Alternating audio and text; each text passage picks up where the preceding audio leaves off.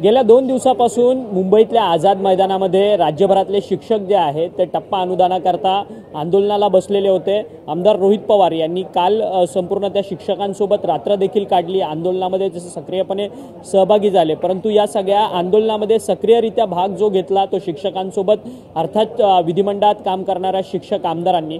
आपल्यासोबत ज्ञानेश्वर म्हात्रे आहेत, शिक्षक आमदार। ज्ञानेश्वरजी, तुम्ही देखील उपमुख्यमंत्री एकनाथ शिंदे यांची भेट घेतली आणि शिक्षकांच्या समस्या ज्या आहेत त्या सांगितल्या। खरं तर टप्पा अनुदानाचा विषय होता, कारण टप्पा अनुदान संस्था चालकांना शाळांना न भेटल्यामुळे शिक्षकांचे पगार रखडलेले होते। आता मात्र तुमच्या आंदोलनाला यश आलेलं आहे।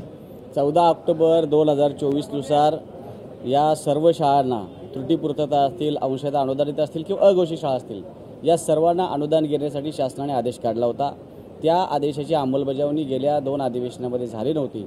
आम्ही सर्व शिक्षक आमदार पाठपुरावा करतो।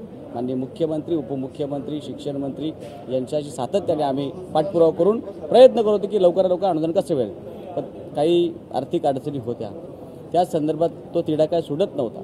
परंतु परवा दिवशी जे उग्र आंदोलन झालं, राज्यातले 10,000 शिक्षक त्या ठिकाणी आले होते आणि आम्ही सर्व शिक्षक आमदार त्या ठिकाणी रात्रभर त्यांच्यासाठी सातत्याने प्रयत्न करत होतो। माननीय मुख्यमंत्री, उपमुख्यमंत्री यांच्याशी कॉन्टॅक्ट करून मुख्यमंत्र्यांनी आदरणीय मंत्री गिरीशजी महाजन साहेब यांना आझाद मैदानावर पाठवलं आणि आम्हालाही सांगितलं की म्हणजे कालची जी सभा होणार होती 11 वाजता, ती सभा 11 वाजता मी घेणार आहे, तुम्ही त्यांना आश्वासित करा। परंतु त्या ठिकाणचे आमचे आंदोलक शिक्षक होते, ते काय थांबले नाहीत। काल आम्ही सर्वांनी सकाळी आल्या माननीय मुख्यमंत्र्यांची भेट घेतली आणि त्यांना या सगळ्या गोष्टी समजावून सांगितलं की साहेब, आपल्या शिक्षकांकडे बघा, अनेक वर्षापासून त्रासलेले शिक्षक आहेत, त्यांना तुम्हीच न्याय देऊ शकता। आणि त्यांनी ते मनावर घेतलं आणि संध्याकाळी 4 वाजता त्या सगळ्या आंदोलकांना बोलून त्यांनी स्वतः पोटतिडकीने त्यांनी मांडलं की बाबा, आपल्याकडे अशी अडचण आहे, तरीसुद्धा मी हा विषय तुमचा मिटवतो आणि तो कसा मिटवायचा यासाठी प्रयत्न करू।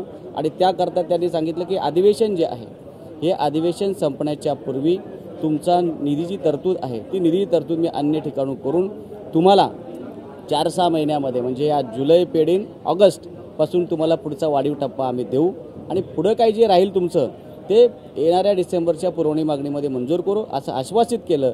आणि त्यानंतर शिक्षकांचा आनंद जो होता तो गगनात न मावणार होता। याकरता आपण सगळ्यांनी, आपण स्वतःसुद्धा मीडियाने खूप पुढाकार घेतला होता, सगळी दखल घेतली होती।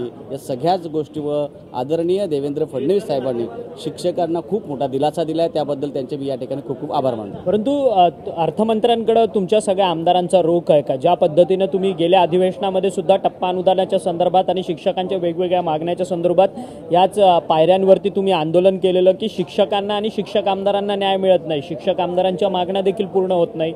उपमुख्यमंत्री अर्थात अर्थमंत्री जे आहेत अजित पवार यांची भेट घेतल्यावर सुद्धा अर्थमंत्री आमचं ऐकत नाही, अशा पद्धतीने तुम्ही आंदोलन केलेलं होतं। या सगळ्या टप्पा अनुदानाच्या घोडं अर्थमंत्र्यांकडे अडलेलं का? नाही, आम्ही अर्थमंत्र्यांना ज्यावेळेला भेटायचो त्यावेळेला ते आर्थिक तरतुदीच्या बाबतीत थोडेसे आम्हाला सांगत होते, त्यांनाही थोडं सगळ्या गोष्टी बघाव्या लागत होत्या। पण त्यांचं म्हणणं आहे की आम्ही तिघं जर एकत्र बसलो तर काहीतरी मार्ग काढू असं त्यांचं म्हणणं होतं। पण त्याकरता आम्हाला सातत्याने पाठपुरावा त्या ठिकाणी करावा लागला आणि तो पाठपुरावा काल यशस्वी झाला असं मला वाटतं। आणि मुख्यमंत्र्यांनी स्वतः मनावर घेतलं। आता ते दोन्ही उपमुख्यमंत्र्यांशी, सर्व वित्त अधिकाऱ्यांशी ते ऑलरेडी बोललेले आहेत की कुठल्या खात्यातून कसे आपल्याला हे जे पैसे द्या, पैशाची कशी तरतूद करता येईल, हे त्यांनी काल तरतूद करण्यासंदर्भात अगोदर चर्चा केली होती आणि त्याप्रमाणे त्यांनी ते आश्वासन दिलं आहे। सरकारमध्ये असलेल्या सगळ्या मंत्र्यांना ते विश्वासात घेऊनच हा विषय पूर्ण करणार आहेत। आणि शिक्षक जे अनेक झारीतलं शुक्राचार्य कोण आहे? शिक्षकांच्या मागण्या एवढ्या वर्षापासून प्रलंबित आहेत, त्या कोण अडवून कोण ठेवत आहे? शासनामध्ये असे कोणते अधिकारी आहेत की थेट ते शिक्षकांचं, राज्यभरातल्या शिक्षकांचं टप्पा अनुदान रोखण्याचं काम करतात किंवा कोण मंत्री आहेत? तुम्ही नावं घेत नाही यात, परंतु आता तुमचं उग्र आंदोलन झाल्यावरतीच तुम्हाला यश प्राप्त होतं आहे। त्यामुळे जर एखादा प्रश्न शिक्षकांचा प्रलंबित राहिला तर तो सातत्याने उग्र आंदोलन करूनच सोडवायचं का? झारीतलं शुक्राचार्य असं म्हणता येणार नाही, परंतु ह्या सगळ्या राज्य कारभार चालवत असताना शासनाला सगळ्या गोष्टी बघाव्या लागतात। त्यामुळे सगळी आर्थिक तरतूद ही व्यवस्थित करावी लागते, घडी बसवावी लागते। आणि त्याकरता वारंवार त्यांनी आम्हाला तेच सांगितलं की ही आर्थिक घडी विस्कळीत होता कामा नयेत। त्याकरता, कारण हा पगार जर आज चालू केला तर तो पुढे सातत्याने द्यायचा आहे, म्हणून त्याकरता लागणारी तरतूद ही व्यवस्थित झाली पाहिजे। 1 महिन्याचा पगार देऊन होणार नाही। तर तो पगार 12 महिन्याचा द्यावा लागणार, त्याच्या पुढे पुढचा टप्पा द्यावा लागणार आहे, त्यांना 100% न्यायचं आहे, या सगळ्या गोष्टी कराव्या लागणार आहेत. म्हणून आर्थिक तरतुदीचा थोडासा विषय होता, पण ती आर्थिक तरतूद आता माननीय मुख्यमंत्र्यांनी कशा पद्धतीने करायचं हे ठरवलेलं आहे. म्हणून खरोखरच मी स्वतः या सगळ्या शिक्षकांच्या वतीने माननीय मुख्यमंत्री देवेंद्र फडणवीस साहेब, उपमुख्यमंत्री एकनाथजी शिंदेसाहेब, अजितदादा पवार, त्यानंतर खास करून संकटमोचन ज्यांनी खूप प्रयत्न केले आमच्यासाठी, आमच्या शिक्षक बांधवांसाठी, आझाद मैदानावर आले, माननीय मुख्यमंत्र्यांना समजून सांगितलं, दोन्ही उपमुख्यमंत्र्यांना समजून सांगितलं की आपल्याला अनुदान दिलं गेलं पाहिजे आणि त्यांच्या माध्यमातून खऱ्या अर्थाने आम्हाला यश आलं. ते गिरीशजी महाजन साहेब आणि शिक्षण मंत्री दादाजी भुसे साहेब यांचे लाख लाख आभार या ठिकाणी मी मानत आहे. धन्यवाद. तुम्ही आमच्याशी बातचीत केली. ज्ञानेश्वर म्हात्रे होते. त्यांचं म्हणणं असं आहे की शिक्षकांनी ज्यावेळेस उग्र आंदोलनाला सुरुवात केली त्या उग्र आंदोलनाचा परिणाम झाला आणि शिक्षकांना टप्पा अनुदान जो आहे तो मिळालेला आहे. या सगळ्या संदर्भात मुख्यमंत्र्यांचे ते आभार मानतात.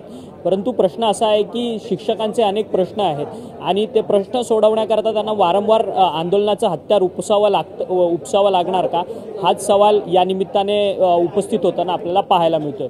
व्हिडिओ जर्नलिस्ट योगेश गुरवसह अक्षय मुंकणी, TV9 मराठी, मुंबई.